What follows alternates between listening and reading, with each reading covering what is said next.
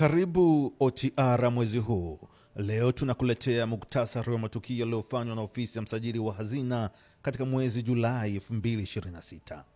Tukianza na Julai 1 hadi Julai 8, ofisi ya msajili wa hazina ilishiriki maonyesho ya 50 ya kimataifa ya biashara maarufu kama Sabasaba, ikiwa ni sehemu ya juhudi za kuelimisha umma kuhusu majukumu, huduma na mchango wake katika usimamizi wa uwekezaji wa serikali.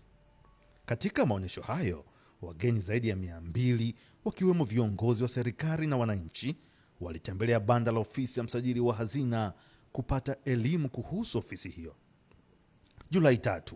msajili wa hazina Bwana Nehemia Mchechu alishiriki kufunga jukwaa la 13 la kuendeleza masoko ya fedha ya Afrika lililofanyika jijini Dar es Salaam, ambapo alitoa wito kwa nchi za Afrika kuimarisha ushirikiano wa masoko ya mitaji ili kuongeza uwekezaji wa muda mrefu na kuharakisha maendeleo ya uchumi wa bara la Afrika.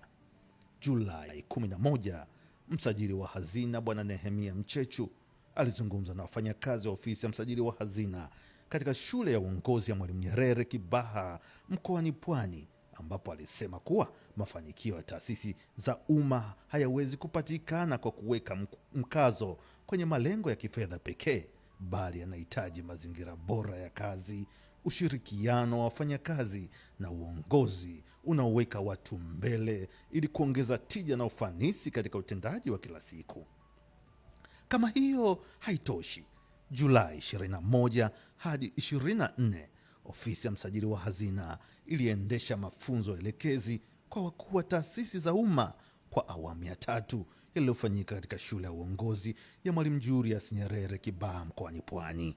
Wakati wa ufunguzi wa mafunzo hayo, waziri wa nchi ofisi ya Rais, mipango na uwekezaji, Mheshimiwa Profesa Kitila Mkumbo alizitaka taasisi za umma kuachana na utendaji wa mazoea na kujielekeza katika uongozi unaozingatia matokeo, ubunifu, uwajibikaji na ushirikiano wa karibu na sekta binafsi ili kuharakisha utekelezaji wa Dira 2050.